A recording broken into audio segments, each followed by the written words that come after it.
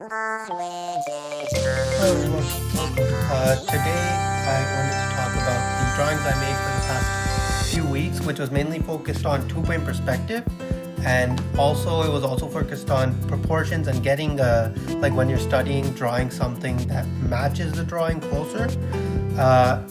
So this means like scaling people in the distance and things like that. So the first drawing, it's a basic two-point drawing where the eye level is kind of in the center, and using the 2 points on the left and the right, you converge them to a vertical line. The vertical lines are always going to be straight in a two-point perspective drawing, and then you basically draw out your box using the lines you made as a guide. So here, this second one, I'm doing the interior of a room, right? So instead of the lines going to a vertical line, I'm going toward the vertical line and then passing it while going away from that point so it stays in perspective. And I'm doing that for both perspective points.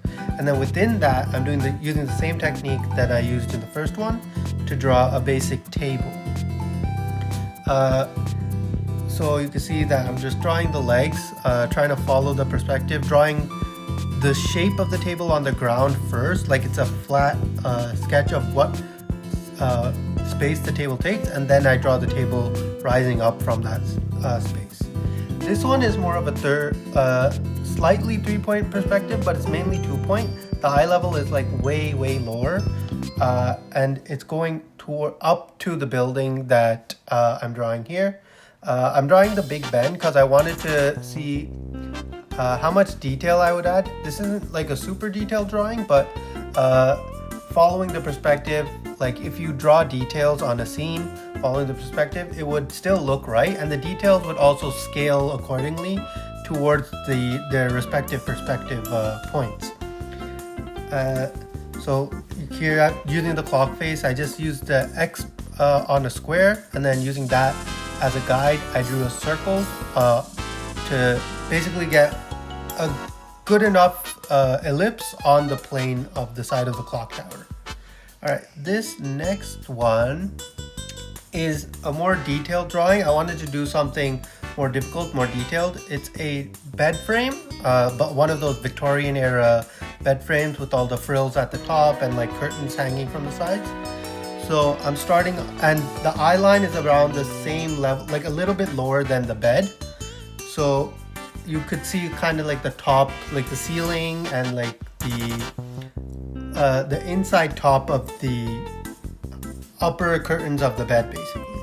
So here you can see that I'm basically drawing all the lines in perspective, and then now I'm making my main shapes. So because the bed had like a frame that kind of warps out, I basically tried following my reference as close as possible to get the exact same designs that were in the reference in my drawing itself. And you can see that I'm also doing my details in the scale and in perspective too. So you can see the frills of the curtain slowly get more and more condensed as it goes closer to the vanishing point. And then even the details in the top of the bed, you can see the same thing is happening for those two. And I'm adding a lot more shading on this one because I want more of a finished picture. Also, I'm realizing while I'm like watching myself draw this, my pencil is way too small. So I think for future videos, I'm going to switch to a bigger pencil, and I'll probably throw this pencil out. So that was that one.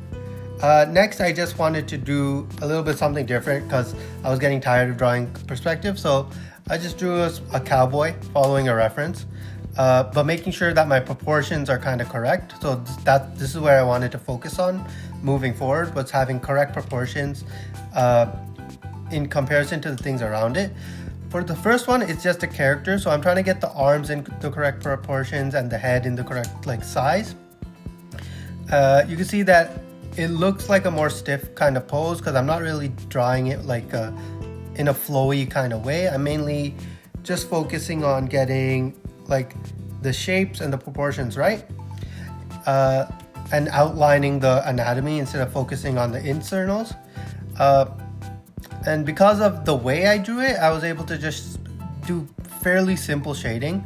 It kind of looks like a Hellboy kind of comic style at the end of it, but you can see that although it's not super detailed and it's just two values, it still represents what it is, and it also represents where the lighting is coming from in the scene that I'm referencing. After that, I wanted to basically draw that same cowboy in a scene. So in this case, he's going to be in front of a saloon and there's going to be a house. So the way I'm getting my proportions right first is by putting one line for basically my largest object. In this case, it's the saloon where the cowboy or whatever is going to be coming out of. So here you can see those slight, like these really light lines with the dots. I'm using the dots as like, okay, if the saloon is this tall, that dot in the middle is going to be around where the first roof will kind of come out. And using that, I was able to draw all my details. This is also technically in perspective, but the vanishing point is behind the building itself. So the lines kind of converge towards the back. Here I'm drawing a horse, making sure it's proportional to the building itself, knowing that the horse is on the ground while the building kind of has a deck. And I'm drawing a rider on top of the horse, making sure that like the height of the rider doesn't look too big for the horse or too big for the building while also not being too small. This is all about observation, so the more you kind of see and compare sizes, the better you'll get at like eyeing proportions and like and perspective. And generally, just if you draw from life, you'll eventually start to naturally get the ability to scale things correctly, because the more you practice, the better you kind of get at that. And here I'm now just going to add all my details and just do some like simple shading for the building itself. The horse and the character, I basically silhouetted them and added a small highlight for the cowboy just to indicate that there's a person like on the horse and there's like a person there. And I also made them darker than the building itself to basically have the contrast, like so the shading difference, so you could read that there's a character there before in front of the building. Here I'm just detailing my windows, same thing, following like proportions and making sure everything is sized correctly. Even though the windows are kind of diagonal and off, the sizes of them are proportional to the building, and they're correct when you compare them to the front face of the building. Now on the next drawing, this one is, I believe this is a still life drawing. So basically it's just a few objects, so I could draw a little bit more organic things in perspective. So you can see that I'm drawing through, making sure I draw that base plane, drawing the backdrop. I'm using really basic shapes to get my initial block in of the specific materials. Here you can see I messed up with my ellipse and I'm trying to get that as correct as possible. The backdrop is a piece of cloth, so I'm making sure I draw those details. Now I'm actually drawing the shapes of the objects themselves. So you can see that there's a jug, there's a bowl with a few objects in it. When I'm drawing these objects, I'm making sure to draw through them so I could draw the other object behind it without it looking like it's touching or going into the to each other. That's a good way to kind of guide yourself in making sure that distance is actually there, and you could actually think objects are more tangible compared to like when in a video game, if a character's face is kind of, or shoulder is kind of clipping through a door, or when they run up like upstairs, you can see their feet kind of going inside them. So we're trying to like not have that issue happen when you're drawing. So that's why drawing through is super important. And then the cloth and material shading, I tried to keep the cloth to be like really soft while the table and things a bit more harder. You can see I'm trying to smudge it a little bit while I'm like trying to slowly blend it out into the white from the darks. But I don't think I did that super successfully, but at the end, the main function of the drawing happened, which was just to draw a still life with good lighting and have the perspective match correctly. On this next one, I'm mainly focusing on drawing a scene with more than one type of perspective. So some parts have 1-point perspective, some parts have 2-point perspectives, and some parts have no perspective or like so minimal that you don't really see the perspective of the object itself. So in this case, the tunnels that I'm drawing all have 1-point perspective. 2-point perspective, and the bridge is going towards the vanishing point to the far left, while the tunnels are going towards the vanishing point to the far right. You don't really see the vanishing points in this scene because they're so far away, just how naturally the world works, but I made sure my lines kind of go towards that point. I started off with my basic shapes, and then I cut through for the tunnels, and at the top train I basically started with a cube and then drew the basic shapes within that cube, basically like I'm cutting out like parts from a large piece of rock. Same for the third train in the foreground. That's going towards its own single point compared to the other objects in the scene. And now I'm basically shading out everything mainly with 3 values. So I have a light, a dark, and like an extra super dark.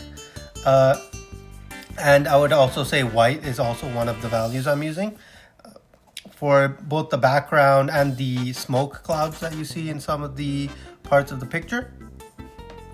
So if you might have noticed that the bridge, even though those two, like the structure parts are sticking out, I still drew through the bridge to the back of the bridge, just so I have the depth and the volume that these objects have, and it feels like you could, like those are really thick pieces of rock that you can't really move into or anything like that.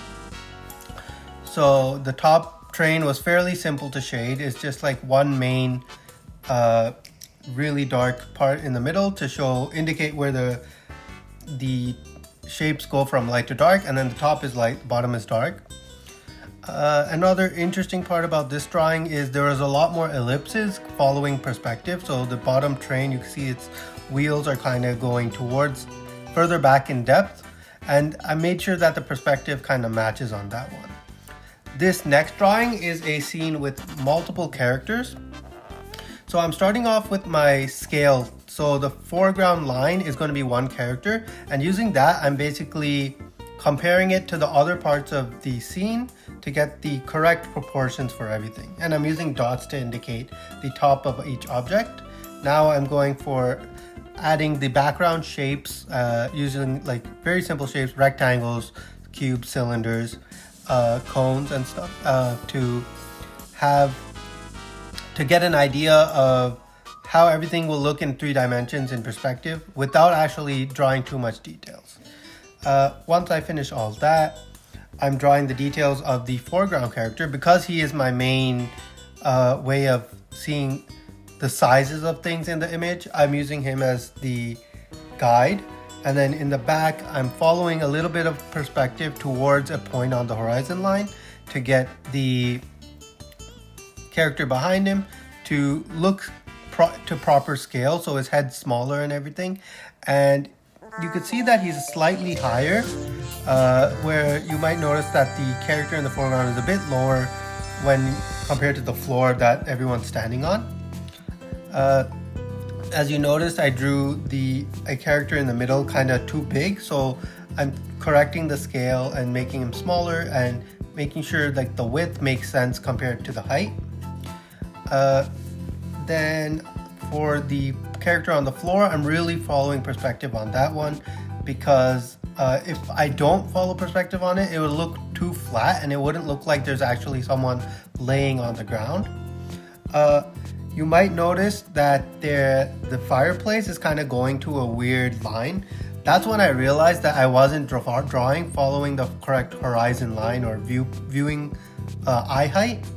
So I drew that in the background later, which is kind of an error, but the final picture still ended up looking pretty good. And it still looked kind of proportional and looked like the perspective was correct in general once I added more and more detail. So I added that foreground object just to kind of frame the main point that I want that the viewer should be looking at, which is the dead character on the scene on the floor over there. Shading, same as before, basic 2 values, sometimes 3. Maximum I would say 4, so light, dark, and a super dark. I'm just darkening out my lines. Here I'm adding my final details just to indicate, just to add more to the image itself, right? So from my reference, there's a lot of cool objects in the background, so I'm adding all those details in there, making sure I add everything that looks important in the reference image that I'm using. Otherwise, that's all I did for the past week. So next week, I'm going to make my own lesson video on perspective. And if you're interested in watching that, like and subscribe.